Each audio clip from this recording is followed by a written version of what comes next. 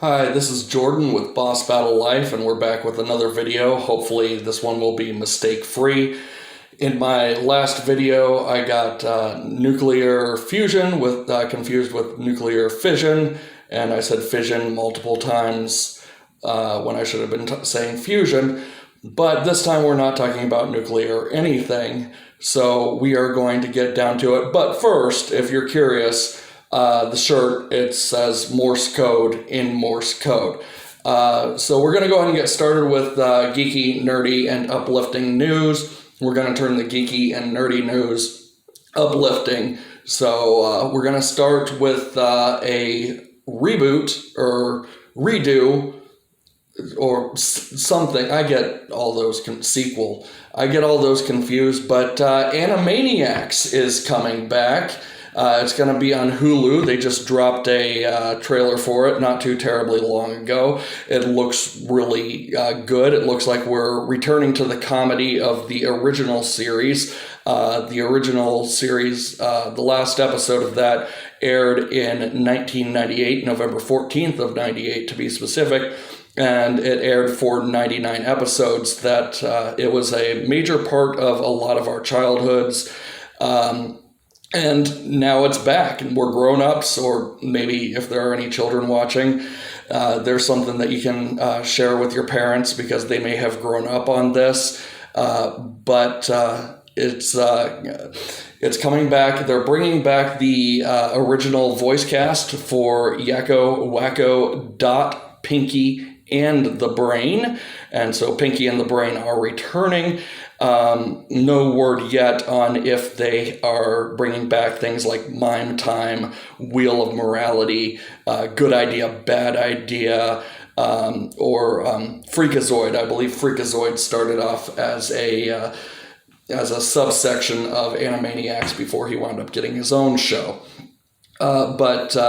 It's good that Animaniacs is coming back because it was what I'll refer to as subversively educating. It was very comedic, but things like Good Idea, Bad Idea, a lot of those were played for comedy, but some of them were actually somewhat useful. And of course, if you haven't seen it on YouTube, I suggest that you look it up. Yakko singing the countries of the world, which is now a little out of date. The countries of the world have changed a lot since 1998, but hopefully they will bring back some of those elements. It's a fun way to get education for younger kids, 10-year-olds, 14-year-olds, something like that, in that age range. But it's also a fun way for us adults to spend some time looking back at some 90s nostalgia. And on the subject of 90s nostalgia, we're going to talk about the possible revival of a Star Trek series, Deep Space Nine.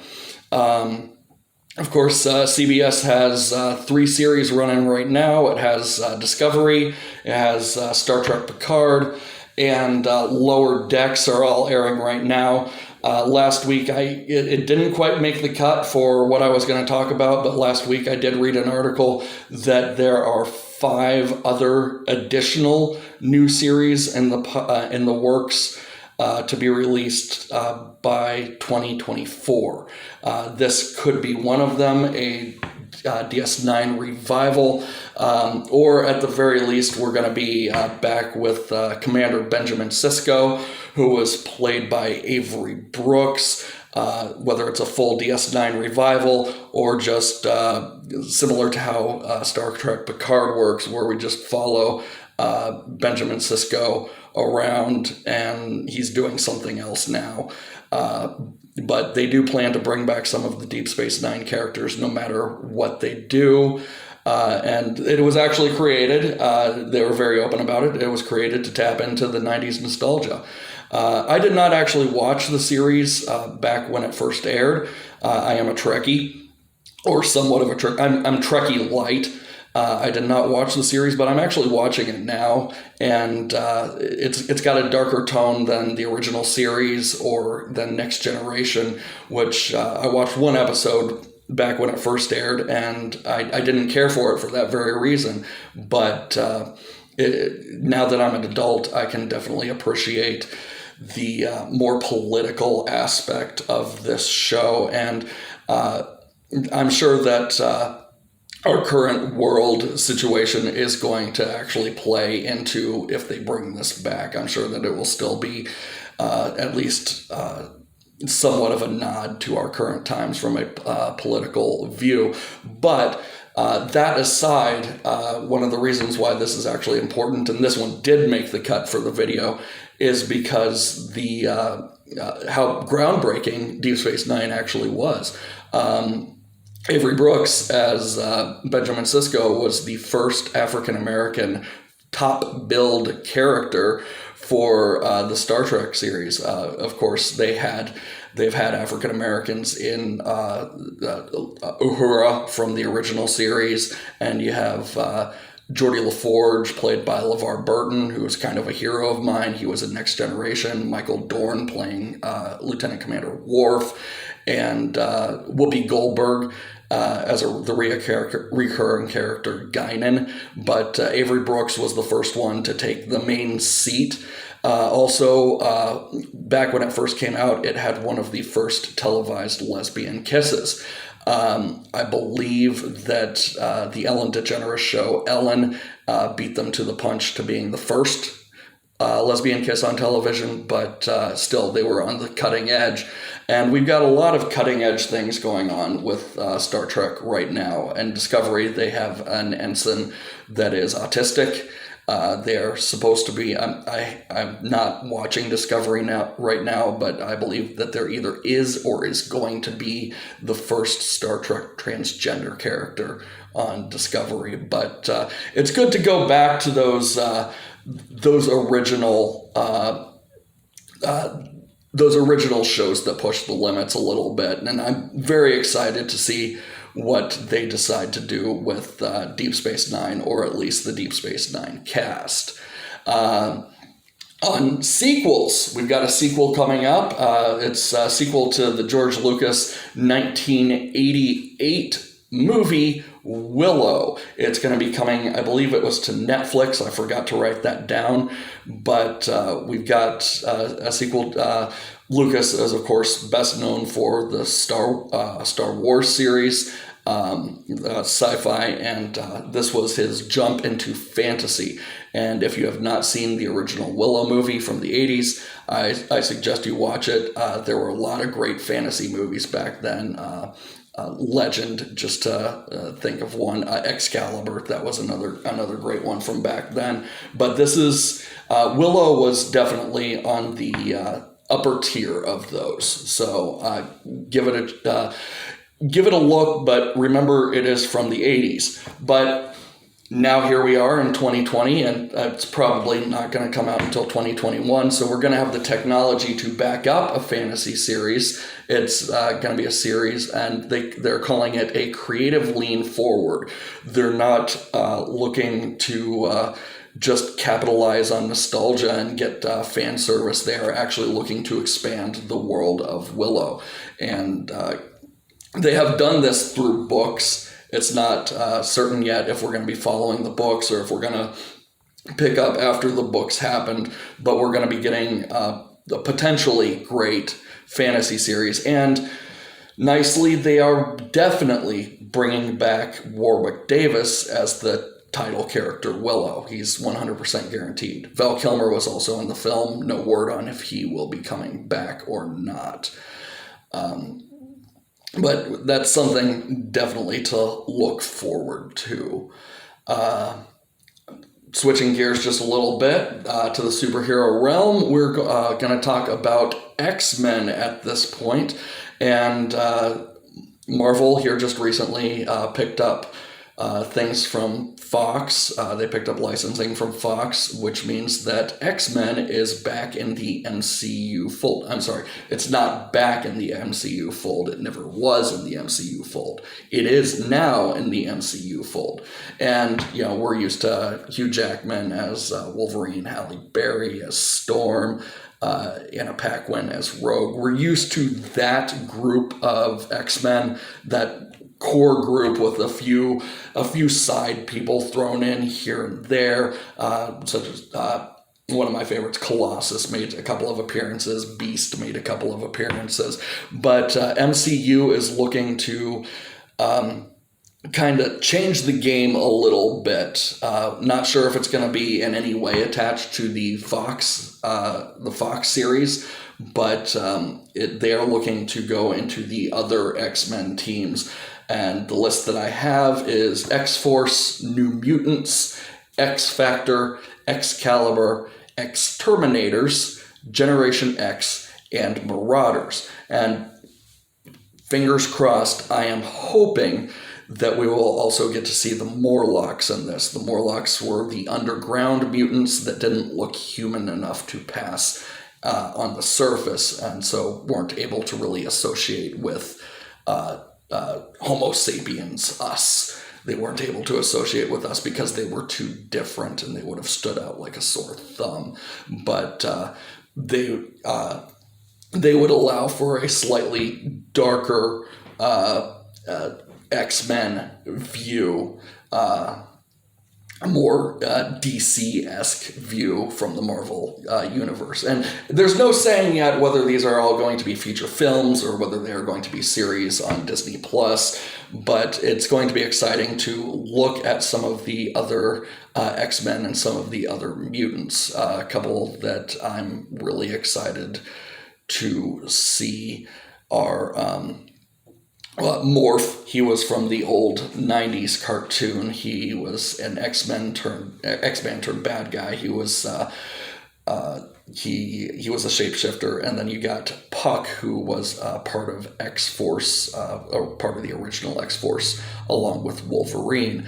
So in the comments section, tell me, who are you looking forward to seeing? And if there are any X-Men stories that you're super familiar with, what are you really looking forward to seeing from the MCU? And do you feel that they're up to the task?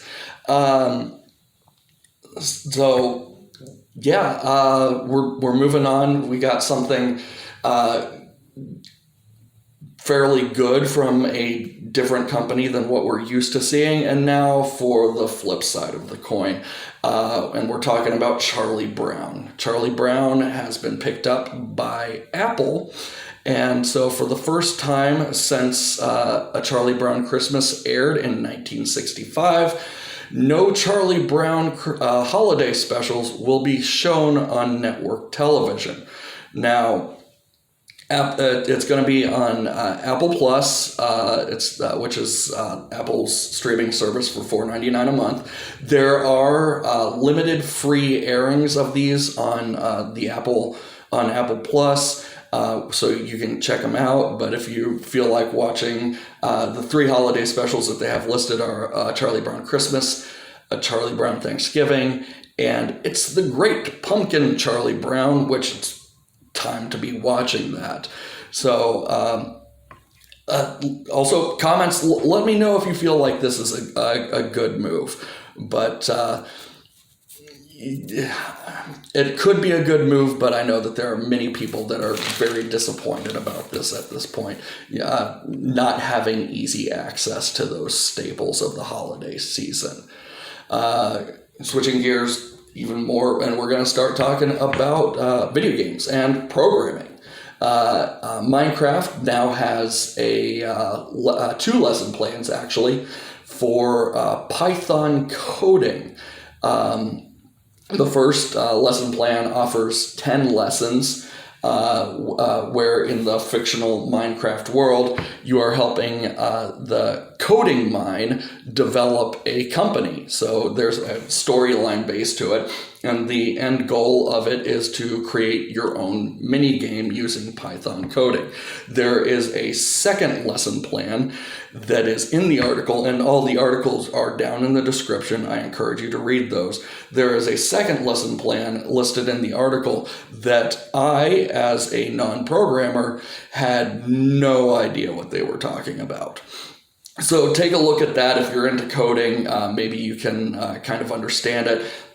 back when I was in high school, I did a little bit of HTML stuff, but we're going back to early 2000s here. You can tell from the gray in my beard that I'm high level, aka old. But so we're going back quite a ways. I did a little bit of Java, and way back when I did some, it's the programming language BASIC.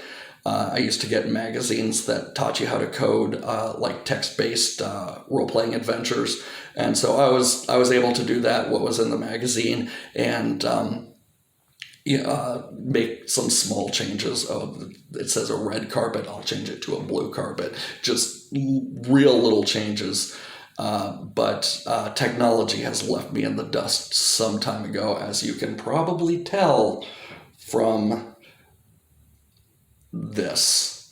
So take a look at that. And I had talked in the Boss Battle Life group on Facebook some time ago about technology and education. How do you feel about this? How do you feel about learning things through video games?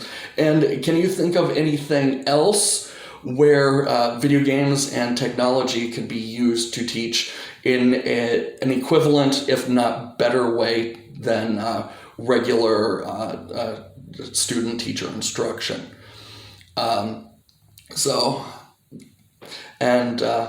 Now, I'm sorry, it's a little warm in here.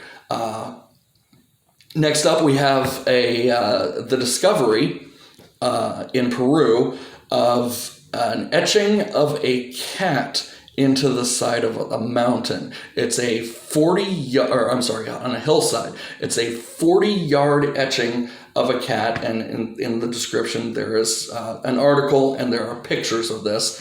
And it's a 40-yard etching into a hillside at Nazca Lines in Peru. That is 250 miles southeast of Lima.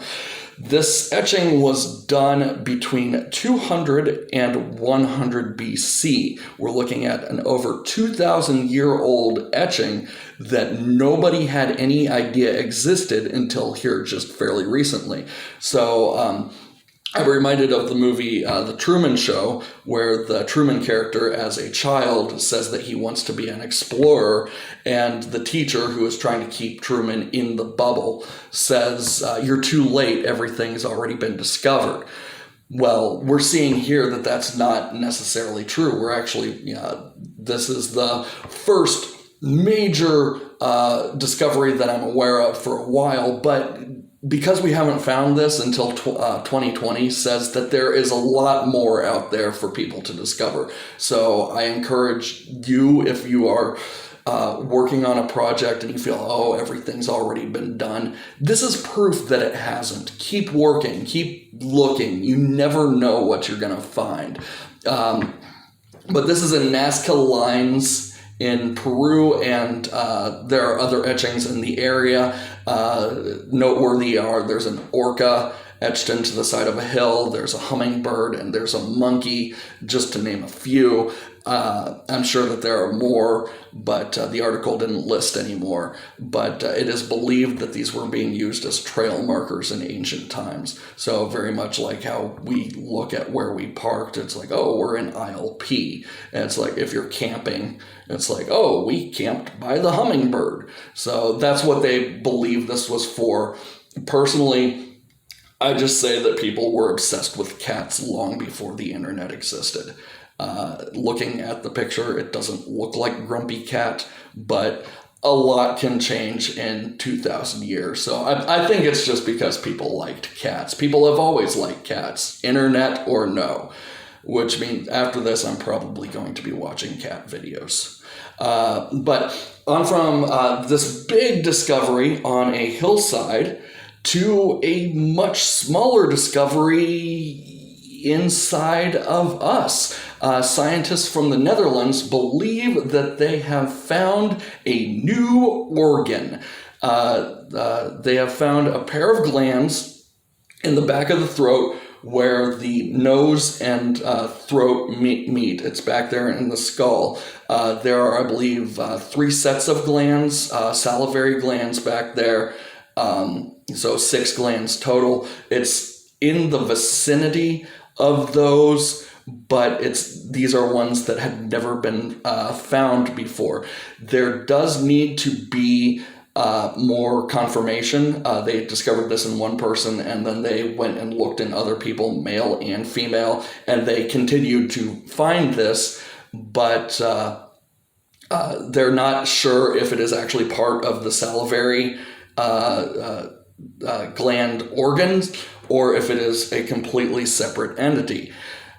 Fingers crossed, I'm hoping for venom sac. I'm hoping humans are venomous. That's cool. That's an X-Men power right there. We're a little closer to being mutants maybe. But they found it, the scientists in the Netherlands found it working for oncology. They were working with cancer stuff. And by finding this, we could potentially open up new treatments. And the article specifically said throat cancer, because it's entirely possible that these things could become cancerous, and they might not have been able to find them before. And so when they think that you're in remission, you've actually still got these two glands that might still be cancerous. So hopefully this will help us extend our lives just a little bit. And it's very strange, that we have done so well at mapping our bodies, or not we specifically, doctors. And if you're a doctor, then you're we. But to discover this thing that nobody had any idea about. This goes back to my Truman Show reference. Everything's been discovered. Well, if we're even going, not everything has been discovered inside us, who knows what all else is out there. So I encourage everybody to keep working, keep looking, keep moving forward. I used to say, when I was a bit more pessimistic, I used to say there's no such thing as an original idea, including this one. But that's not exactly true. There is originality out there. There are new things out there to be discovered. Now, that's really pretty much all I have for the current news, but I do have the spotlight section, okay, so in the comments, if you have an idea for a name for the spotlight section, I hate the name Spotlight. It feels like everything uses that. So I'm thinking like unsung heroes, or something a little bit geekier or nerdier. But we try to put the spotlight on marginalized groups, or groups that you wouldn't necessarily think of doing things. And so I'm actually taking a cue from Felicia Day here recently, who is a hero of mine. And I'm going to talk a little bit, I'm sharing a link about female video game designers and the things that they have contributed. When people think of video game design, they tend to think of people who look a lot like me, and probably including the fact that they haven't shaven their neck for some time.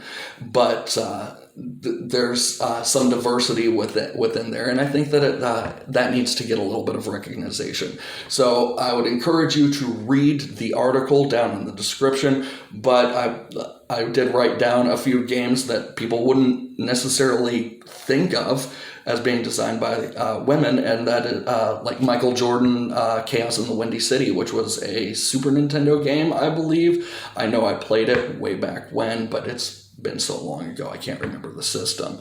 The Uncharted series, one of the ladies in the article designed the Uncharted series. My Sims, Journey, which was a sort of a platformer for PlayStation 3, and it was an absolutely gorgeous game. If nothing else, if you've not heard of Journey, look up a video here on YouTube for Journey. It was gorgeous and super chill, and I love this game. And as a writer, we had one of them was a writer for Guild Wars 2, which is an MMO. So take a look at the article and see what their accomplishments are. And just keep working toward your own accomplishments. Keep working toward what you are doing. Like the Peruvian cat etching and the new organs, you never know. And it doesn't matter who you are or where you come from. just set your sights on something and keep working. And of course, as always, face your bosses.